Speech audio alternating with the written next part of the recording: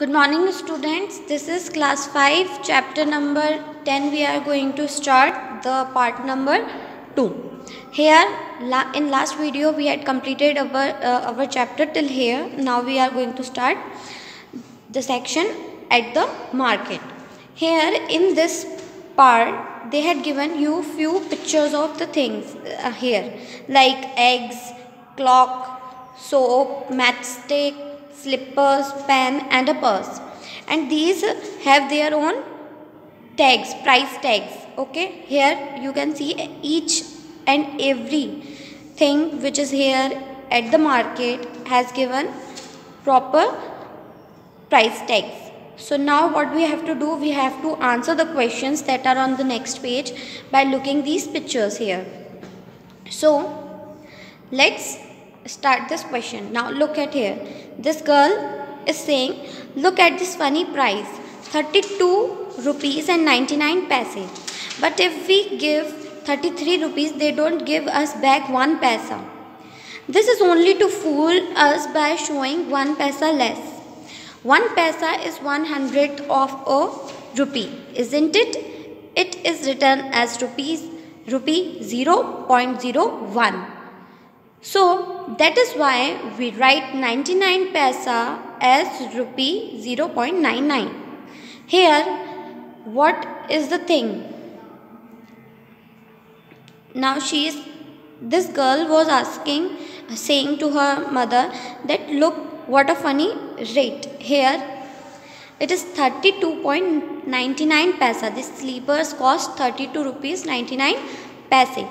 But when you will give 33 rupees, will they give you 1 paisa back? No, because there is no coin for 1 paisa.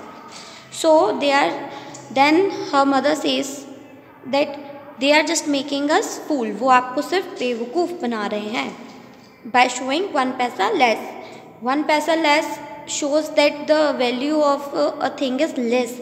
Suppose if you are going to buy a pen, okay, and it is of rupees 10. But if they will say that this pen is cost rupees 9.99 rupees. So what will happen? You will think first, what will you come? In your mind, what will come? That 9 rupees 99 paise. That means it is only of 9 rupees. But we didn't pay attention towards the paisa. Okay, how much paisa is there? It is almost 10 rupees. But still we think that it is 9 rupees. 99 पैसा we don't focus on that. So जब हम ऐसा कुछ होता है तो हम जो 99 पैसे हैं उस चीज़ पे ध्यान नहीं देते, हम फर्स्ट वैल्यू देखते हैं 9 रुपीज़. तो उसी तरीके से हमें क्या लगता है कि ये चीज़ थोड़ी सी कम पैसे की है, जबकि ऐसा होता नहीं है. सो इस तरीके से लोग बाग हमें थोड़ा सा बेवकूफ़ बना देते हैं. So now let's answer this questions here. First question, how many paisa does a match box cost? अब यहाँ पे इस पिक्चर में अब यहाँ पे उन्होंने बोला है कि आप देख के बताइए कि 1 मैच बॉक्स कितने रुपए की है. So this match box cost rupees 0.50. Okay, what is the cost of this? Rupees 0.50. Okay, this is. Now as by viewing this, now the second question is, how many match boxes can be got for rupees 2.50? अब they are saying कि अगर आपके पास 2.50 है तो आप कितनी match boxes खरीद सकते हैं. So what can we do now here? We can divide it. यानी कि अगर देखा जाए तो what is there, 1 match box कितने की है? Rupees 0.50 rupees. Okay, but we have total how much rupees? 2.50. So how many 50 paisas we have to add? So what we will do, we will divide it. What we will do, we will divide it by 0.50. So after point here in both the places. यहाँ पे ऊपर भी numerator और denominator दोनों में ही क्या है, point के बाद 2 वैल्यूज़ हैं। तो ये जब ऐसा होता है कि पॉइंट के बाद सेम नंबर ऑफ डिजिट्स होते हैं तो क्या होता है, ये जो पॉइंट होता है ये कैंसिल हो जाता है, यानी कि एक दूसरे से कट जाता है। दैट मीन्स यहाँ पे अब आपको पॉइंट्स को देखने की ज़रूरत नहीं है। फिर एक ज़ीरो से एक ज़ीरो कट गया। Now what we have 25 divide by 5। So 5 की टेबल में 25 कितने बार में आता है, 5 टाइम्स में, यानी कि we can buy 5 match boxes, right. तो हम कितनी मैच बॉक्स खरीद सकते हैं, 5। So what will be our answer, 5 match box. Okay, now third, how many rupees does the soap cost. अब सोप का कॉस्ट पूछा हुआ है उन्होंने कि what does a soap cost. So here you can see where is soap, this, how much the cost of soap is rupees 8.75। यहाँ पे soap की कितनी वैल्यू है, कितने रुपीज़ में आएगी एक सोप, 8.75। ओके, तो जब 8.75 आएगी तो हम वो यहाँ पे लिख देंगे, rupees 8.75। Got it. Now next question, Arun wanted to buy a soap. Arun एक साबुन खरीदना चाहता था। He has a 5 rupee coin, उसके पास एक 5 रुपी कॉइन है, 2 1 रुपीज़ कॉइन है एंड 4 हाफ रुपीज़ कॉइन है। Right in rupees what money he will get back. तो अब आप ये बताइए, साबुन लेने के बाद उसके पास कितने पैसे बचेंगे। So when you will solve this, how can we solve this, look, he is saying that he has 1 5 rupee coin. So this is 5 rupee coin 1. Okay. Now he is saying he has 2 1 rupee coin, 1 and 2 1 rupee coin. And now he is saying he has 50 paisa coins that are 4. Here 50 paise. Okay. 50 paise. Now everybody knows that 250 paise cost 1 rupees, right? 250 paise, when you will add 250 to 50 paise, then what will happen, you will get 1 rupee. So 1 rupee and 1 more rupee. So we will leave this. Now 5 6 7 8 9. So how much total money he have? He have 9 rupees. Okay, he have 9 rupees. And what does the soap cost? Cost of soap, what is the cost of soap? We have 8.75. So what, now how will you find that what is the left money? We will subtract it, not a problem. 9 minus 8.75. When this happens that there is no point, then what you will do, you will solve it like this. 9 point you can put and put 0 0 because it is a whole value. Okay, and here 8.75. now you can subtract it and you will get the correct answer. But if you will do like 9 minus 8.75, you will get the wrong answer because you are doing 9 minus 8 1.75, you will put as it is, but this is wrong. Okay, so what you will do, when there is a single digit and it is fully of the bigger unit, then what you have to do, you will put point and you will put 2 zeros and then you will subtract it from here like this. So what it will become, 10, it will become 9, it will become 10. So when you will solve it, 5 2 and 0. So the answer is 0.25 rupees, that is 25 paise. Understand?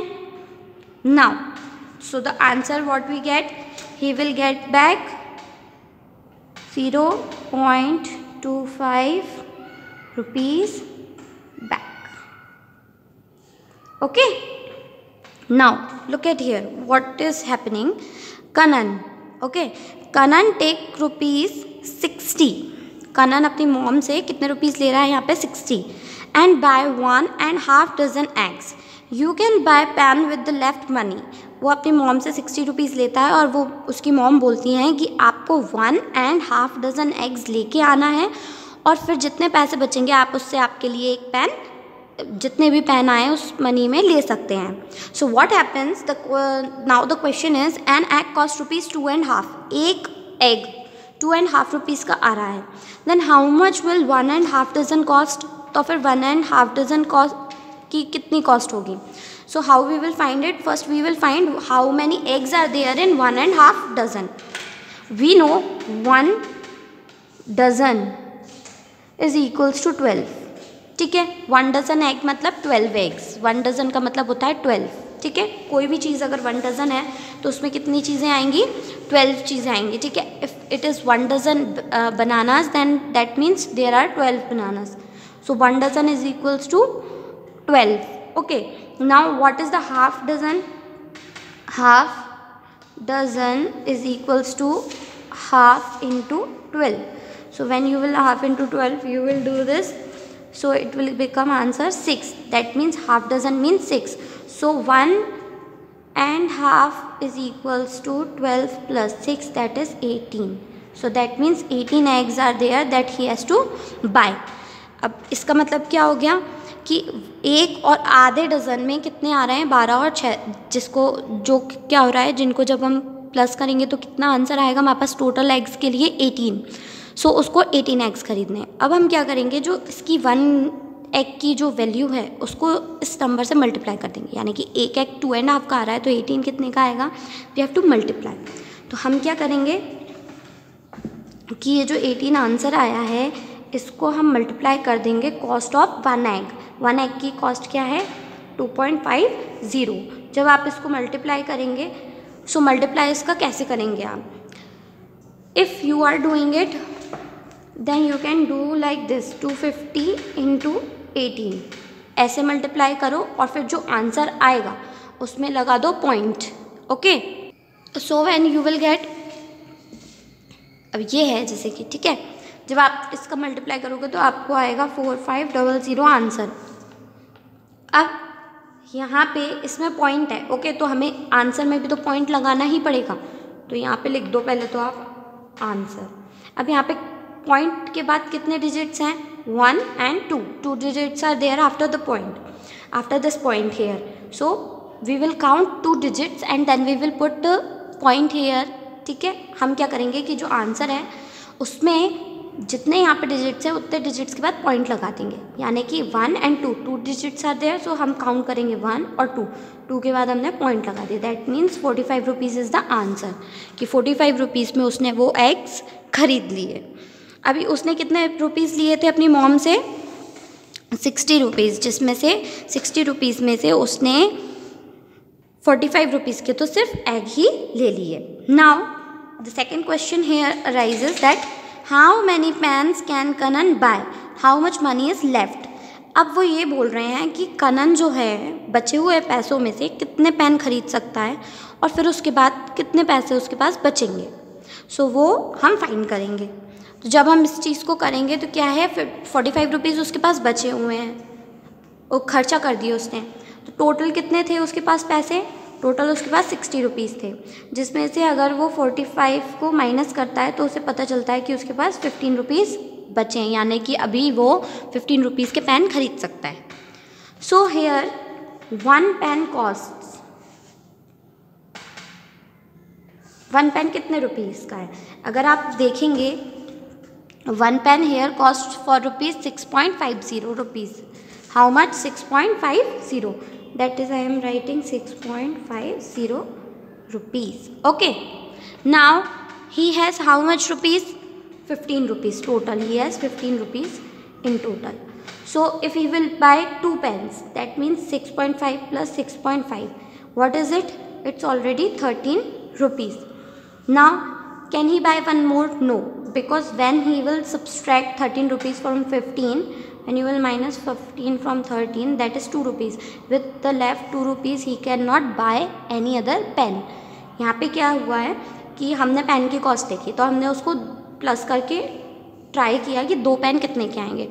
उसने ख़रीदा 2 pens, उसके 13 rupees में आ गए. उसके पास 15 rupees थे. तो जब उसने सब्सट्रैक्ट किए तो उसके पास बचे 2 रुपये. अब वो 2 रुपये से तो पेन नहीं खरीद पाएगा. सो उसने सिर्फ 2 ही पेन लिए and what money left with him, money was left with him is ₹2, यानी कि उसने 2 पेन खरीदे और उसके पास ₹2 बचे. Understand? After this we can write here what was the answer of this? 45 rupees was the cost of 1.5 dozen egg. Then how much pen he buy? He bought 2 pens, correct, and money left is ₹2. Okay, can I buy 2 pens with ₹13? क्या मैं 13 rupees में 2 pen खरीद सकती हूँ? Yes, you can buy. Can she buy? Yes. In 13 rupees you can buy. How? The price of 2 pens is, 2 pen की price क्या है? 6.50 है. इंटू 2 करेंगे तो आंसर आ जाएगा 13.00. That is 13 rupees. तो yes, she can buy 2 pens in 13 rupees. Now turn the page. Here, now you see this is practice time and you will do it in homework. I will explain you and you will do this in homework. It's very easy and you can easily solve it. Here, match each yellow box with 1 green and 1 pink box. This is yellow, this is green and this is pink. It's not looking like green but this is. So, yellow, green and pink. So what you have to do, you have to find the value of this ₹1 by, first we will look at here, okay. 1 by 2. 1 by 2 means what? Of a rupee. Rupee 1 by 2 means half rupees. Half rupees means 50 पैसे. Okay, 1 rupee 100 पैसे होते हैं. तो half rupees कितने होंगे? 50 पैसे. Okay. Now, अब 50 पैसे को हम rupees में कैसे लिखते हैं? So we write it 0.50. ठीक है, जब भी हम पैसे लिखते हैं तो वो पॉइंट के बाद सिर्फ 2 नंबर तक ही जाते हैं. 100 पैसे कभी नहीं लिखोगे. 100 पैसे तो डायरेक्ट 1 रुपीज़ बन जाएंगे. सो अगर आप कभी ऐसे 100 पैसे लिखोगे तो वो तो पीछे से 2 डिजिट के बाद तो पॉइंट लगेगा ही. ठीक है. So what will happen, it will convert into 1 rupees automatically. So like this you have to match. Now 1 by 10. What is the 1 by 10 rupee? सो 1 rupee means, here I will show you. 1 rupee means 100 paise. What is the meaning of 1 rupee? 100 paise. So when you will multiply by 1 by 10, 1 by 10, so 1 0 cuts the another 0 and here you get the answer 10. That means 10 paise. So the second one will come to this. This is 10 paise. Now how will you write 10 paise in rupees? We will write 10 paise in rupees, 0.10. That means this. Like this you have to write the answers and match these. So do it by yourself. Second, colorful designs. Okay, here there is a square box and there are 10 strips. Okay, there are 10 strips that is of different colors: blue, yellow, green, black, red, white.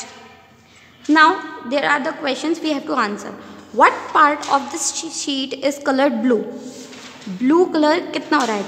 सबसे पहली चीज़ हम total देखेंगे. Total इसमें कितनी strips हैं? 10 strips हैं. ऐसे ऐसे करके 10 स्ट्रिप्स हैं. Okay, so how much strips are there? 10. So upon 10 how many are blue? 1 strip is only blue. So you will write here 1/10. What you will write? 1/10. ये चीज़ मैं पहले भी समझा चुकी हूँ कि टोटल नंबर ऑफ जो चीज़ें होती हैं, जिस भी चीज़ के बारे में क्वेश्चन में बताया वो टोटल नंबर नीचे लिखा जाता है और उसमें से वो जो भी चीज़ क्वेश्चन में पूछी है, जैसे यहाँ पे ब्लू शीट पूछी है तो ब्लू जितने पार्ट होंगे हम वो ऊपर लिख देंगे. अगर यहाँ पे येलो पूछते हैं तो येलो स्ट्रिप्स कितनी है यहाँ पे? 1 and 2. तो हम यहाँ पे 2 लिखते हैं, 2/10. Okay, next, what part of the sheet is green? इसमें ग्रीन कितनी है? तो हम काउंट करेंगे 1, 2 and 3. 3 है, 3 और अपॉन में 10, यानी नीचे 10 आएगा, ऊपर 3 आएगा. This is the part of green sheet on this box, square paper. Now which colour covers 0.2 of this sheet? अब 0.2 यानी कि 2 देखो अभी ये चीज़ मैं आपको समझाती हूँ। 0.2 दैट मीन्स 0.2, इसको अपन अगर अपॉन में लिखेंगे, अपन को ऐसे अपॉन में लिखना है तो क्या करेंगे, पॉइंट के बाद कितने नंबर लिखे हैं, एक ही नंबर है, दैट मीन्स पॉइंट हटेगा, नीचे 1 के पीछे एक 0 लगेगा। क्यों, यहाँ पे 10 क्यों है, क्योंकि पॉइंट के बाद एक ही नंबर है। अगर यहाँ पे 21 होता तो पॉइंट के बाद कितने नंबर हैं, 2 नंबर हैं, तो हम 20 लिखते, 100 लिखते, पर यहाँ पे क्योंकि एक ही वैल्यू थी, एक ही 2 अकेला है, तो हमने 10 अकेला लिखा है। सो इस तरीके से नीचे 10 लिख के ऊपर 2 है, यानी कि 2 शीट्स हैं। ऐसा कौन सा कलर है जिससे 2 शीट्स भरी हुई है, तो आंसर आ जाएगा येलो। आया समझ में। ना look at the second sheet. अब इसमें क्या है कि उन्होंने 100 पार्ट्स बनाए हुए हैं, पहले इसमें 10 पार्ट्स थे, पर उन्होंने ऐसे में भी 10 पार्ट्स बना के इसको 100 पार्ट कर दिया। अब हमें कोई इसके क्वेश्चंस का आंसर देना है, तो हम क्या करेंगे, इस each box 1/10 part of the sheet, हर एक बॉक्स यहाँ पे जितने भी दिख रहे हैं वो 1/100 पार्ट ऑफ द शीट है या नहीं। ऑफ कोर्स है। कैसे, जब आप इस पहले वाले बॉक्स की बात कर रहे हो तो 100 में से ये बॉक्स अकेला ही है ना, ये वाला बॉक्स तो अकेला है, ठीक है ना, तो ये क्या हो गया 1/100, तो आंसर आएगा यस। इसी तरीके से कोई सा भी एक बॉक्स ले लो, जैसे इस अकेले बॉक्स की बात कर रहे हैं, एक बॉक्स की बात कर रहे हैं, और मैंने आपको बताया था नीचे हमेशा टोटल नंबर लिखा जाता है, और ये कितने बॉक्स की बात कर रहे हैं, एक ही बॉक्स की बात कर रहे हैं, तो 1/100 तो हो गई, ठीक है। Now second, how many blue boxes are there.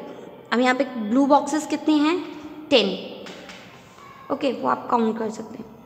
Is blue equal to 10/100, yes. First question का आंसर लिख देते हैं येस, क्योंकि ब्लू कितना है, 10 बॉक्सेस हैं, और टोटल कितना है, 100 है, और हम टोटल नीचे लिखते हैं और जितने बॉक्सेस का पूछा है वो ऊपर लिखते हैं। सो यस हो गया। We saw that blue is also equal to 1/10 of the sheet. हाँ, ब्लू 1/10 भी है शीट का।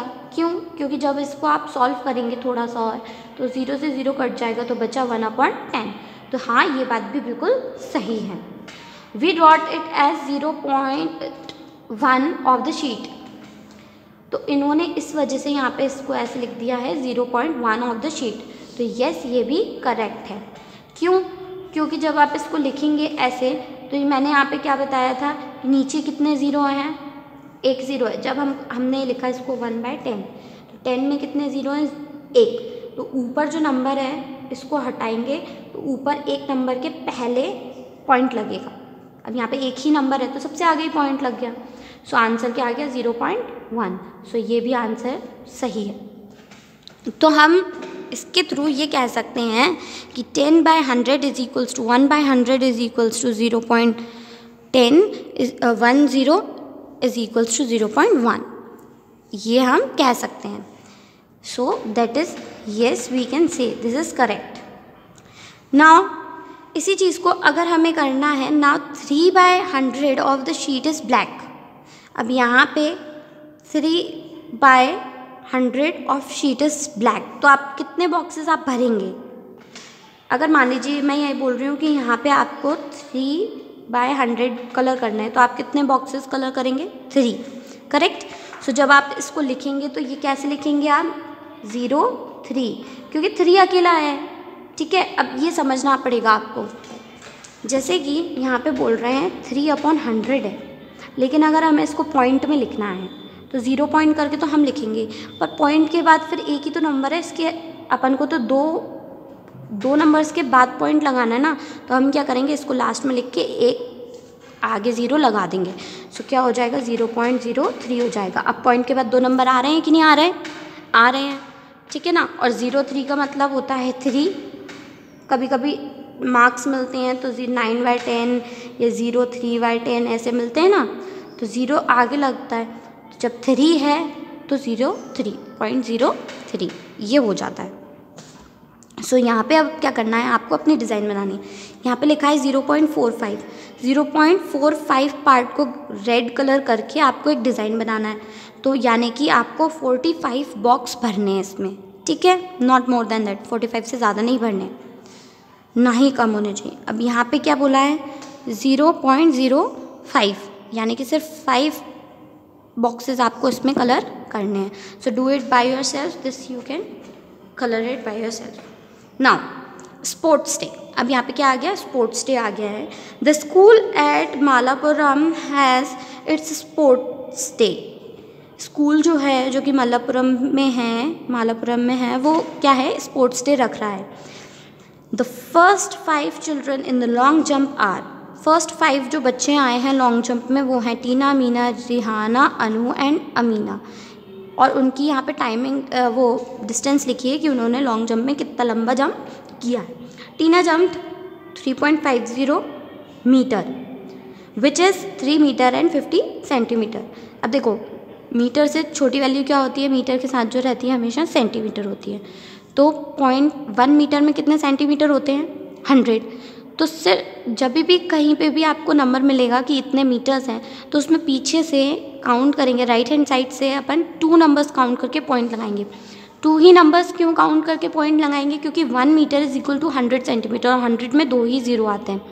सो जब भी आप ऐसे मीटर में लिखेंगे कन्वर्ट करके, तो पीछे से 2 डिजिट के बाद आपको क्या करना है, राइट हैंड साइड से 2 डिजिट के बाद आपको पॉइंट लगाना है। Understand? Now when we will move here it is, but how did Anu jump, Anu ने कितना जंप किया है, 3.5 मीटर। ठीक है, यहाँ पे इसने किया है 50 सेंटीमीटर, तो यहाँ पे उसने किया है 3.5 सेंटीमीटर। ओके, क्योंकि आगे 0 लग रहा है तो ये उसने 5 सेंटीमीटर डिस्टेंस किया। Who is the winner in the long jump, long jump में जीता कौन, सबसे ज़्यादा जिसका नंबर पहला नंबर बड़ा होना चाहिए। पहला नंबर किसका बड़ा है, 4 और यहाँ पे 2 4 है, तो 4 के बाद हम देखेंगे सेकंड नंबर किसका बड़ा है, 0 बड़ा होता है या 5 बड़ा होता है, यानी कि रेहाना फर्स्ट आई है। Who came first, Rehana came first with 4.5 metre, इतना लंबा जंप करके वो फर्स्ट आई है। Okay, now turn the page, we will continue the question. Right the name of the first, second and third winner on the stand. सबसे पहले हम यहाँ पे देखेंगे, do you remember 1 metre is equal to 100 centimetre, so 1 centimetre is equal to 1/100 of a metre. हाँ, ये तो बात सही है। We also write 1 centimetre as 0.01 metre. हम 1 सेंटीमीटर को 0.01 मीटर भी लिख सकते हैं, क्योंकि यहाँ पे देखो 1/100 है, 100 में कितने जीरोज हैं, 2, पर यहाँ पे तो 1 ही डिजिट है, तो यहाँ पे पीछे से गिन के 1 की बात तो नहीं लगा सकते अपन को, 1 मोर डिजिट चाहिए, तो ये हो गया। जब आप इसको देखोगे तो 0.01 सेंटीमीटर हो जाएगा, मीटर हो जाएगा। ओके, अब जीता कौन था, हमने अभी हाल देखा रेहाना जीती थी। उसके बाद एक और 4 नंबर से कौन था, मीना, और मीना के बाद कौन आएगा, देखो यहाँ पे तीनों ही 3 और 3 हैं, तो हम उसके बाद वाला नंबर देखेंगे, 5 0 और 3। सबसे बड़ा नंबर कौन सा है, 5 0 3 में से 5, यानी कि थर्ड नंबर पे टीना आई है, तो Meena and then Tina. Second number पे मीना और थर्ड नंबर पे Tina. Okay, now write in metres. अब हम इसको मीटर में कैसे लिखेंगे, मैंने आपको पहले ही बताया 3 मीटर 45 सेंटीमीटर है, तो क्लियरली लिखा है कि 3 मीटर के बाद पॉइंट लगेगा, क्योंकि बीच में मीटर आ गया है ना, so it will come 3.45। Okay, अभी यहाँ पे है 99 सेंटीमीटर। अब सेंटीमीटर है, तो इसमें अगर हमें इसको मीटर में कन्वर्ट करना है, तो हमें पीछे से राइट हैंड साइड से 2 नंबर्स को काउंट करके पॉइंट लगाना है। तो हम इसमें काउंट करेंगे राइट हैंड साइड से 1 एंड 2 के बाद पॉइंट लगाना है, तो यानी कि आंसर क्या होगा, 0.99 मीटर। अब यहाँ पे भी मैंने पहले ही बता दिया था कि मीटर, जहाँ पे नंबर के बाद मीटर लग जाए और सेंटीमीटर में डिस्टेंस आ जाए, वहीं समझ जाना कि वहाँ पे पॉइंट लगेगा, यानी कि 1 के बाद पॉइंट लग के 505 सेंटीमीटर, क्योंकि पॉइंट के बाद 2 वैल्यू होनी चाहिए ना, तो हमने क्या कर दिया, यहाँ पे 0 लगा दिया बीच में, 0 और 5, तो ये हो गया 0.5। Understand? Now next, how big can you get, कितने बड़े आप हो सकते हो।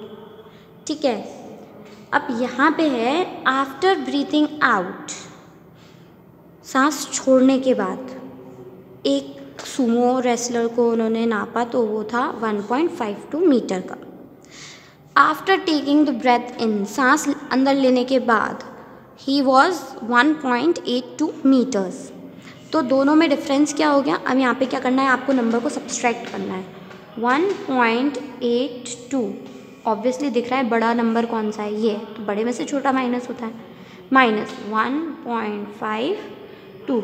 एक बात ध्यान रखना, सब्सट्रैक्शन और एडिशन में पॉइंट एक के नीचे एक होना चाहिए। अगर जैसे कि यहाँ पे अगर ऐसा है कि उन्होंने कह दिया आपको कि आपको प्लस करना है 45 प्लस 13.606, सो आप इसको कैसे करेंगे, इसको प्लस कैसे करेंगे, 45 तो 13 के नीचे लिखा हो जाएगा, पॉइंट के नीचे पॉइंट आना चाहिए, 06। अब ऊपर तो कुछ है ही नहीं तो आप 0 लगा देना, ठीक है। जब भी ऐसा होगा, जैसे कि मैंने पहले 9 वाले में बताया था, तो हम क्या लगा देंगे, पॉइंट के बाद 0 लगा देंगे। तो अब आप इसको जब सब्सट्रैक्ट करेंगे तो ये तो बन जाएगा 10 में से 6 गए 4 बचे, ये रहेगा 9 में से 0 गए तो 9 ही बचेंगे, है ना। अब ये 5 बन जाएगा 4, क्योंकि इसने इसको 1 दिया था ना पहले, इसलिए। तो 4 में से 3 गए 1 और 4 में से 1 गए 3, यानी कि 31। इस तरीके से आपको डिफरेंस पता चल जाएगा। तो जब आप इसको सब्सट्रैक्ट करेंगे तो 1 में से 1, यहाँ पे 2 में से 2 गए 0, 8 में से 5 गए 3, पॉइंट का पॉइंट, और 1 में से 1 गए 0। सो आंसर आ गया, the difference is 0.30 metre. Okay, या फिर आप इसको कैसे लिख सकते हैं, आप ये भी लिख सकते हैं 30 सेंटीमीटर का डिफरेंस आ गया। Do this for your self and find the difference. ये आप अपने साथ कीजिए कि सांस लेने के बाद मेजर कीजिए और सांस लेने के पहले मेजर कीजिए अपने स्टमक को, ठीक है। Now second b, how much you have grown. ये यहाँ पे बताया है कि वो 2 मीटर हाइट 45 ग्रो कर गया, तो वो कितना बढ़ गया। सो 2 मीटर 45 सेंटीमीटर साइड कुछ आएगा, आप ये खुद ही करिएगा। Okay, now next page. This is something little bit difficult for you to do, कुछ मैथ्स में जो कि थोड़ा सा आपको समझना पड़ेगा। This is money from different countries. यहाँ पे आपको डिफरेंट कंट्रीज से मनी जो है वहाँ पे इंडियन रुपीज़ की कितनी वैल्यू है वो बताएंगे। जैसे कि अगर आप कोरिया जाते हैं तो वहाँ पे वॉन, जो उनका पैसा होता है, एक वॉन होता है, वो कितने का होगा। अपने इंडिया में उसकी वैल्यू कितनी है, 0.04 रुपीज़। ओके, ये सारी रुपीज़ की वैल्यूज़ हैं, और ये वहाँ के जो पैसे हैं ना उनका नाम दिया और 1 के बारे में बताया। अब हम क्या करेंगे कि मैं आपको एक थोड़ी सी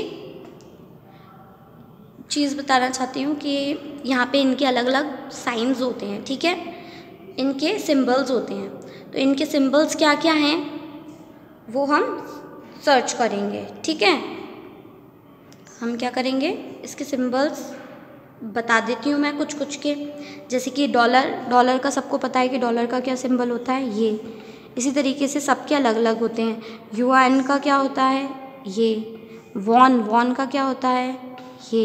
इस तरीके से जैसे अपना रुपीज़, इंडियन रुपीज़ की वो क्या होता है, ऐसा वाला साइन होता है इंडियन रुपीज़ का, है ना। तो बस उसी तरीके से बाकी जो स्टेट्स होते हैं, कंट्रीज़ होती हैं, इनके भी अपने अपने अलग अलग रुपीज़ के साइन होते हैं। उसी तरीके से यहाँ पे आपको रेट्स दी गई हैं कि अपने 1 रुपी यहाँ पे कि 1 yuan, 1 won, 1 rupee of Sri Lanka, 1 rupee of Nepal की कॉस्ट अपने इंडिया में क्या है। अब इस टेबल को देख के हम जो इसमें नीचे क्वेश्चंस दिए हैं उनको आंसर देंगे। और ये पैसों की वैल्यू कब थी, 2008 में। हो सकता है कि अभी तो बहुत टाइम हो गया ना, तो वो चेंज हो चुकी हो, ठीक है ना। So according to 2008 these are the rates. So first question हमारे पास है, the money of which country will cost the most in Indian rupees. सबसे महंगी जो करेंसी है वो कौन सी है अपने इंडियन रुपीज़ के लिए। यानी कि जब अपन को, जैसे कि अपन को जिस कंट्री में जाना है वहाँ पे अपन को सबसे ज़्यादा पैसा खर्च करना पड़ेगा अपने इंडियन रुपीज़ के हिसाब से, वो क्या है, पाउंड, इंग्लैंड, ठीक है। वो कौन सी कंट्री हो गई, इंग्लैंड हो गई। So the answer is England, ठीक है। अब यहाँ पे दिया हुआ है, Mithun's uncle in America had sent him dollars, ठीक है, एज अ गिफ्ट। तो मिथुन जो है लड़का, इसके जो अंकल हैं उन्होंने इसको यूएस से पैसे भेजे हैं। पैसे भेजे हैं, कितने भेजे हैं? 10 US डॉलर्स भेजे हैं। अभी Mithun use 350 rupees for a school trip. उसने उन्हीं पैसों में से, जब उसको इंडियन रुपीज़ में चेंज करवा लिया उसने, तो उसने 350 रुपीज़ क्या किया कि अपने स्कूल ट्रिप में खर्चा कर दिया। अब how much money was left with him, अब उसके पास कितने पैसे बचे? So we need to solve it. अब हम इसको सॉल्व कैसे करेंगे? इसको हम ऐसे सॉल्व करेंगे कि हमें ये बात पता है कि मिथुन के जो अंकल हैं उन्होंने उसको कितने रुपीज़ भेजे? उन्होंने भेजे उसको 10 डॉलर्स। 10 डॉलर्स उन्होंने 10 USA के उन्होंने 10 डॉलर्स उसको भेजे। दैट मीन्स $1, ये USA dollar is equals to कितने रुपीज़ हैं? हम इसमें लिस्ट में चेक करेंगे, हमारी जो लिस्ट है इसमें देखेंगे USA डॉलर 39.70, कितने रुपीज़ हो गए? 39.70 रुपीज़। यहाँ पे रुपीज़ की वैल्यू हो गई ना। अब हम इसको फाइंड करेंगे तो हम कैसे करेंगे? कितने भेजे हैं उसमें इस नंबर का मल्टीप्लाई कर देंगे। सो 10 इंटू 39.70 इज इक्वल्स टू, जब हम ऐसे कोई नंबर का मल्टीप्लाई करते हैं जैसे कि 10, 100, 1000, तो क्या करते हैं हम? यहाँ पे कितने ज़ीरो हैं? 1। तो ये जो पॉइंट है, हम जितने यहाँ पे ज़ीरो हैं उतने डिजिट पीछे कर देंगे, यहाँ पे आ जाएगा ये पॉइंट। 10 से मल्टीप्लाई होने के बाद डायरेक्ट आंसर ढूंढ सकते हैं, वरना अगर आप इसको सॉल्व करेंगे तो क्या होगा? 39.70। तो जब आप इसको 10 से मल्टीप्लाई करेंगे तो ज़ीरो का 1 2 3 4, फिर क्रॉस करोगे 1 से करोगे तो 0793, तो 00793 आंसर आ गया। और कितने डिजिट्स के बाद पॉइंट है? 2, तो पीछे से दो नंबर्स के बाद पॉइंट लगाएंगे जो कि होगा 0 0। सो आंसर तभी भी क्या आएगा? 397। सो इतने रुपीज़ उसके पास थे। अभी उसने कितने यूज़ कर लिए ट्रिप पे जाने के लिए? ट्रिप के लिए 350। अब हमें देखना है कि लेफ्ट मनी, उसके पास कितने मनी बचा। तो हम क्या करेंगे? 397 जो कि उसके अंकल ने टोटल पैसे भेजे थे उसमें से माइनस कर देंगे 350 को। जब हम इसको माइनस करेंगे तो हमारे पास आ जाएगा 47 रुपीज़ आंसर, यानी कि उसके पास अब 47 रुपीज़ बचे अपनी ट्रिप पे घूम के आने के बाद। तो ये हमारा आंसर यहाँ पे कंप्लीट हो गया। इसके बाद next question is Majid's father is working. ठीक है, मजीद जो है उसके पापा काम करते हैं। कहाँ काम करते हैं? He works in UAE। He gets 1000 dirham as salary. ठीक है, मजीद के जो फादर हैं वो कहाँ काम करते हैं? Where did he work? UAE में, और उनको 1000 दिरहम मिलते हैं। वहाँ के जो करेंसी है, मनी है, उसको हम दिरहम बोलते हैं। ठीक है। Arun's father who is working in Sri Lanka gets 2000 Sri Lankan rupees. Arun के पापा जो कि श्रीलंका में काम करते हैं उन्हें 2000 श्रीलंकन रुपीज़ मिलते हैं। तो अब ये पता करना है कि इंडियन रुपीज़ में किसको ज़्यादा सैलरी मिलती है। अगर वो पैसे इंडिया में लाके उसको इंडियन रुपीज़ में चेंज कराया जाए तो किसके पास ज़्यादा सैलरी आती होगी। So what we will do? We will find it. Okay, जब हम इसको फाइंड करेंगे तो हमें पता चलेगा कि सबसे पहले हम मजीद के फादर का देखेंगे। किसके फादर का? मजीद फादर। मजीद के फादर को मिलते हैं UAE के 1000 दिरहम। ठीक है, जबकि 1 दिरहम इज इक्वल टू 1 दिरहम कितने का होगा? अब अगर इस तरीके से देखा जाए तो 1 दिरहम विल बी 10.80। 10.80 रुपीज़। ओके, सो उनको कितने मिलते हैं 1000, सो 1000 इंटू 1080। ठीक है, तो जब आप इन दोनों को मल्टीप्लाई करोगे तो आपके पास आंसर आएगा 10800, यानी कि 10,800 रुपीज़ उनको इंडियन रुपीज़ में मिलते हैं। लेकिन अब हम किसका फाइंड करेंगे? जो अरुण के पापा हैं जिनको श्रीलंकन रुपीज़ में पैसे मिलते हैं, हम उनका फाइंड करेंगे कि उनको कितने रुपीज़ मिलते होंगे। So when we will check this, so what we will get, Arun के फादर, ठीक है, अरुण के फादर को कितने सैलरी मिलती है? 2000 पर रुपीज़, 2000 रुपीज़, वो भी कौन से? श्रीलंकन। ठीक है, अब रुपीज़, वो भी श्रीलंकन, कितने हुए? इसकी वैल्यू क्या है? इसकी जो वैल्यू है वो पॉइंट में आएगी, दैट इज 0.37। क्या आएगी? 0.37 रुपीज़। सो जब हम इसको फाइंड कर ही रहे हैं तो यहाँ पे क्या होगा कि 2000 में हम क्या करेंगे? 2000 मल्टीप्लाई बाय 0.37। ठीक है, हम 2000 को 0.37 में मल्टीप्लाई करेंगे। तो जब आप इसको मल्टीप्लाई करेंगे तो आपका आंसर क्या आएगा? यहाँ पे आपको क्या करना पड़ेगा? अभी यहाँ पे पॉइंट वाली वैल्यू है तो आप क्या करेंगे? सिंपल 37 से पहले 2000 का मल्टीप्लाई कर लेंगे। तो जब हम इसका मल्टीप्लाई करेंगे so we will get answer 74,000। जब हम 37 का इससे मल्टीप्लाई करेंगे तो हमें आंसर मिलेगा 74,000। ठीक है, अब हमें इसमें पॉइंट लगाना पड़ेगा। तो पॉइंट के पीछे यहाँ पे कितने डिजिट्स हैं? We have 2 digits here, so after 2 numbers we will put the point from right hand side. Right hand side से हम 2 डिजिट्स काउंट करके फिर पॉइंट लगाएंगे, that means 1 and 2 and then point. यानी कि उसके पापा को, अरुण के पापा को मिलते हैं 740 रुपीज़। ठीक है, 740 रुपीज़ अरुण के फादर को मिल रहे हैं और मजीद के फादर को मिलते थे 10,800 रुपीज़। तो किसकी सैलरी ज़्यादा हुई? मजीद के पापा की। तो बस हमें यही फाइंड करना था इस वाले क्वेश्चन में कि किसको सैलरी ज़्यादा मिलती है। तो अकॉर्डिंग टू द क्वेश्चन किसको सैलरी ज़्यादा मिल रही है? मजीद के फादर को ज़्यादा सैलरी मिल रही है। So now with this we will move on to the next question. Leena's aunty.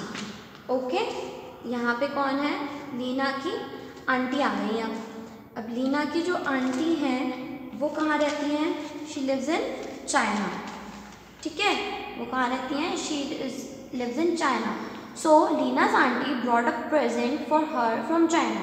Leena की आंटी ने लीना के लिए गिफ्ट भेजा चाइना से। अभी वहाँ पे गिफ्ट का कॉस्ट क्या है? 30 युआन। ओके, वहाँ की करेंसी क्या है? युआन है। So find what is the cost in Indian rupees. तो यहाँ पर हमें ये देखना है कि इंडियन रुपीज़ में ये जो चाइना वाली गिफ्ट है इसके कितना जो है पैसे होंगे। So what we will do, ठीक है, लीनास गिफ्ट, आंटी ने क्या उसको गिफ्ट भेजा, कितने रुपीज़ का गिफ्ट भेजा? Gift was for 30 yuan. Okay, 30 yuan का गिफ्ट था। Instead of writing yuan you can use the symbol. So 30 yuan का जो था उसका गिफ्ट था। अब 1 युआन कितना होता है? 1 yuan is equal to 5.50 rupees. Okay, 1 yuan कितना होता है? 5.50 रुपीज़। सो अब हम क्या करेंगे? इसका और इसका क्या करेंगे? मल्टीप्लाई कर देंगे। So when we will multiply this number by 30, so we will get 30 into 5.50.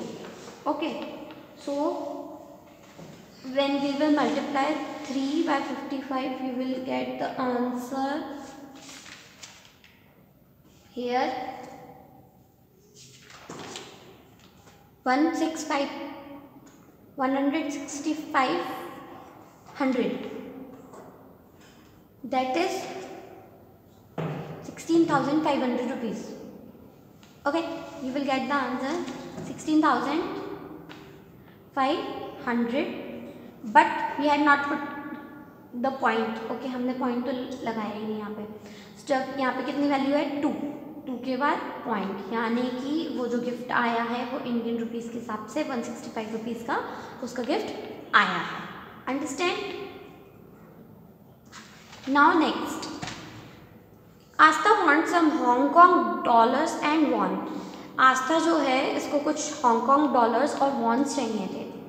So first उसने बोला how many won can she change for ₹4 and for ₹400. अगर उसको वॉन चाहिए तो वो 4 रुपये में कितने वॉन्स ले पाएगी और 400 रुपये में कितने वॉन्स ले पाएगी. ठीक है. So what she will do, first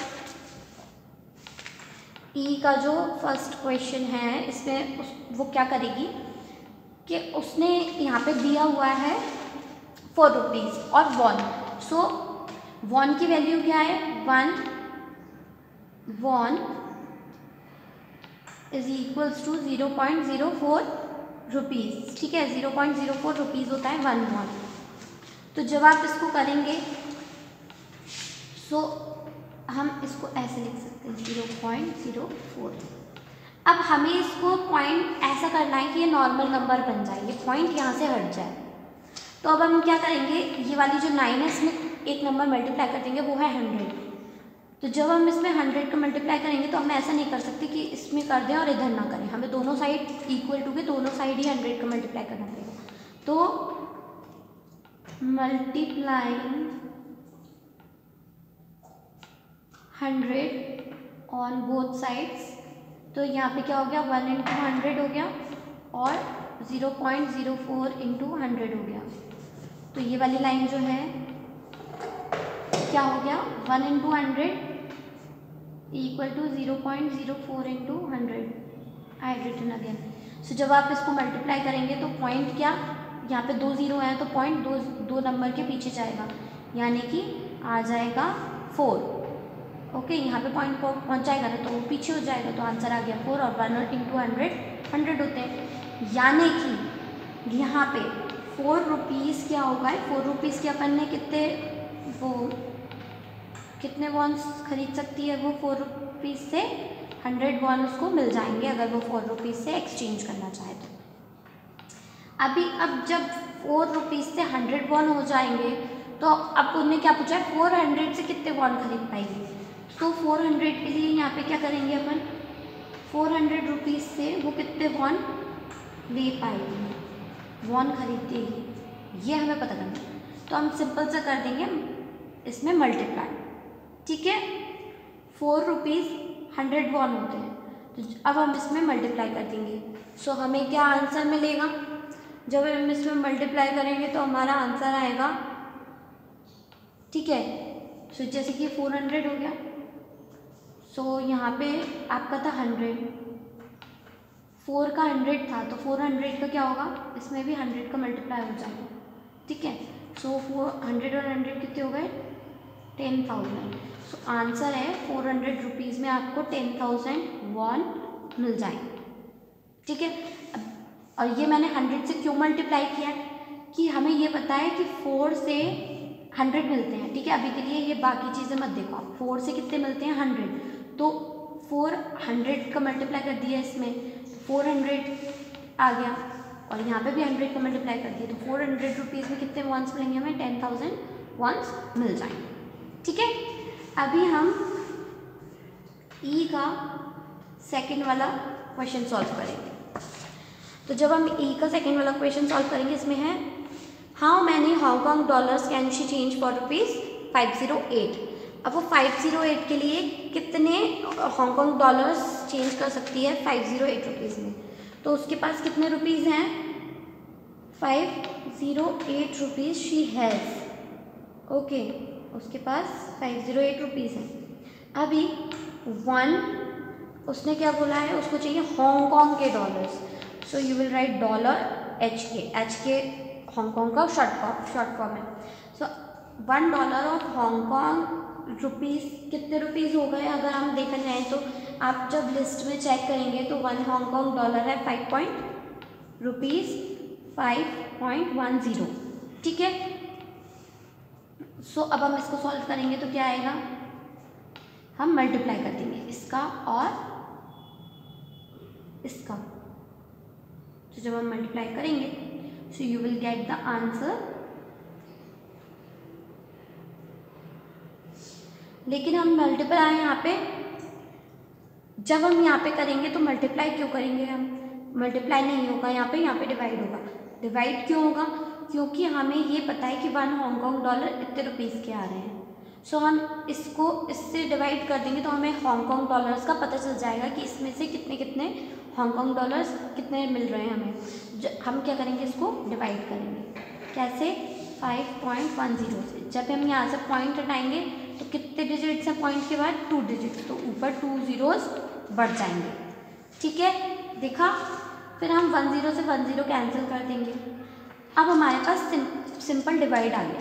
अब हम इसको डिवाइड कर सकते हैं, ठीक है। 508 डिवाइडेड बाय 51। जब हम 508 को डिवाइड करेंगे 51 से so we will get the answer. मैं डायरेक्ट लिख रही हूँ, आप उसको सॉल्व करके देखना। और ये पेंसिल से जब आप सॉल्व करोगे तो साइड में डिवाइड करना है आपको, ठीक है। डायरेक्ट कैंसिल नहीं करना है, आपको डिवाइड करके यहाँ पे लिखना है 99.61। आप सॉल्व करिएगा पूरा। सो आंसर आएगा 99.61 HK डॉलर्स, ठीक है। इसको मैं अच्छे से लिख देती हूँ, 99.61 डॉलर्स, वो भी हांगकॉन्ग के। इतने पैसे वो 508 रुपीज़ में खरीद सकती है, वो भी हांगकॉन्ग के करेंसी, ठीक है, dollars. With this we will go to our next question, ठीक है। सो यहाँ पे क्या हो गया, अगर देखें आप तो सेकंड क्वेश्चन हमें दिया है, Kiran went for shopping with ₹200, look at the bill. The shopkeeper forgot to put the point correctly in the prices. Put the point in correct place and find out the total amount of the bill. अब यहाँ पे ये बोला है कि जो shopkeeper है वहाँ पे शॉपिंग करने गई किरण, एक शॉप पे, वहाँ पे वो 200 रुपीज़ लेके गई। अब आपको ये पहले तो ये देखना है कि जो शॉपकीपर है वो भूल गया इसमें पॉइंट्स लगाना कि कितने रुपए की कोई चीज़ है तो वो पॉइंट लगाना भूल गया। तो हमें सबसे पहले इसमें पॉइंट लगाना है और फिर टोटल बिल फाइंड करना है कि वो कितने रुपीज़ उस शॉपकीपर वाले को देगी। सो आपको पता है कि 1 रुपीज़ इज इक्वल्स टू 100 पैसे। 100 पैसे में कितने ज़ीरो आते हैं, 2। तो हम पीछे से राइट हैंड साइड से 2 नंबर्स के बाद पॉइंट लगाएंगे, जो कि पॉइंट लगेगा 12 और 50 के बीच में, 50.25, 27.25, 60.00, दैट मीन्स इतना। अब आपको क्या करना है, इन सबको टोटल करना है। जब आप टोटल करोगे तो आपका आंसर आएगा 150 रुपीज़, यानी कि वो 200 में से कितने रुपीज़ दे देगी उसको, शॉपकीपर वाले को 150 रुपीज़ उनको दे देगी, ठीक है। अभी next, which city is cool, कौन सी सिटी है जो ज़्यादा ठंडी है। I live in Himachal. There the temperature in winter is 2 degrees Celsius. Sometimes water in pipes freeze into ice. यहाँ पे ये कह रहा है कि मैं हिमाचल में रहता हूँ और यहाँ पे कभी कभी टेम्परेचर, मौसम इतना ठंडा हो जाता है कि 2 डिग्री सेल्सियस तक पहुँच जाता है, और जो पाइप में पानी बहता है वो कभी कभी जम के बर्फ़ भी बन जाता है। But in Rajasthan, where I live, the temperature reaches 48 degrees Celsius. Here it is very hot. One has to walk kilometers to get water. लेकिन ये जो लेडी है वो बोल रही है कि मैं राजस्थान में रहती हूँ और यहाँ पे जो टेम्परेचर है 48 डिग्री सेल्सियस तक पहुँच जाता है, यानी कि ये बहुत ज़्यादा गर्मी होती है, ठीक है।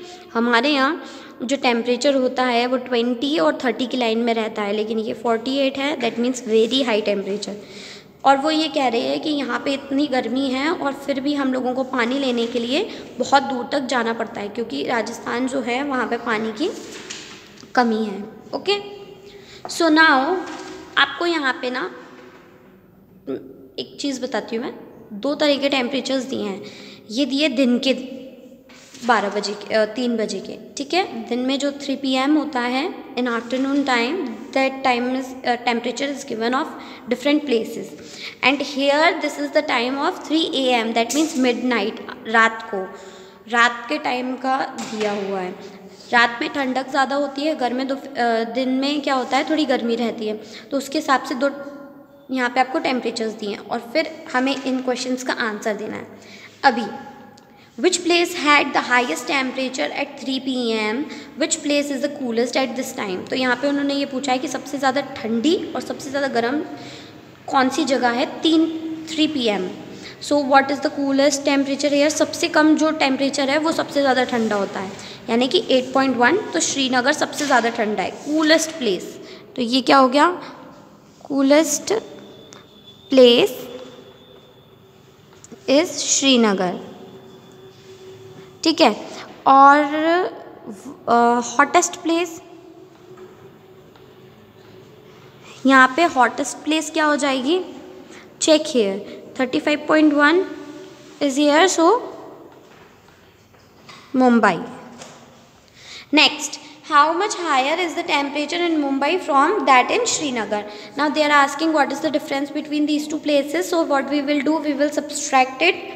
So when you will have, you can subtract 35.1 degree Celsius and we will subtract it from Srinagar 8.1. The point will come under the point के नीचे ही आएगा, then you will solve it and you will get the answer. Next question. How many degrees will the temperature need to rise for it to reach 40 degrees Celsius in Thiruvananthapuram? So in Thiruvananthapuram, the temperature should reach 40 degree. What we need to rise the temperature? यहाँ पे कितना temperature हमें बढ़ाना है? Now here they had not given what is the time. They are talking about 3 AM or 3 PM. So because it is in the upper section, so we will choose 3 PM. Okay. So हम यहाँ पे जो degree लेंगे, temperature लेंगे, वो होगा 3 PM का। तो 3 PM में यहाँ पे कितना टेम्परेचर है, 33.5 degree Celsius. So we will subtract it from 40 degree Celsius and you will get the answer. Solve it by yourself. Now, how much lower is the temperature of Kolkata from that in Chennai? अब कोलकाता का कितना कम temperature है चेन्नई से। So this is also we will take of 3 PM, ठीक है। अगर नहीं भी लिखा आता है then you have to solve it by yourself because it is not given in your book 2. So what we will do here, we will subtract the temperature. What is the temperature of Kolkata at 3 PM? So Kolkata has the temperature 26.6 degree Celsius and what is in the Chennai? So Chennai has 29.9. So subtract it and you will get the answer. Now the last question of this chapter is the temperature in the cities. Now here we will use 3 AM because in the question they had given us the time. The temperature in these cities was also noted at 3 AM on the same day. So look at the table and answer the questions. First question, which place had the lowest temperature at 3 PM? सबसे कम temperature यहाँ पे कहाँ है? So we will check here, सबसे कम temperature किस जगह पे है, Srinagar 1.3 degree Celsius. Okay. Now imagine yourself to be there and describe how it would feel. अगर आप वहाँ पे होते तो आपको कैसा महसूस होता है? You have to write this answer. Second, what is the difference between the temperatures at 3 PM and 3 AM in Chennai and Bhopal? So अब आपको क्या करना है, चेन्नई का टेम्परेचर लेना है 3 PM और AM दोनों का. So what you will do, सबसे पहले हम चेन्नई के लिए करेंगे. चेन्नई में 3 PM में क्या टेम्परेचर है इन चेन्नई, 29.9 डिग्री सेल्सियस. और फिर 3 AM पे कितना है, so you can check here 21.1 degree Celsius. So you will subtract it and you will get the answer for this question here. Now second is Bhopal. Bhopal, what is the temperature of Bhopal at 3 PM? That is 25.9 degree Celsius. And we will subtract which 3 AM temperature from this. So what is 9.9 8 degree Celsius. So when you will subtract it, you will get the answer, the difference of temperatures. So here our this chapter number 10 ends. Complete your copies. I will send you the notes. Do study well.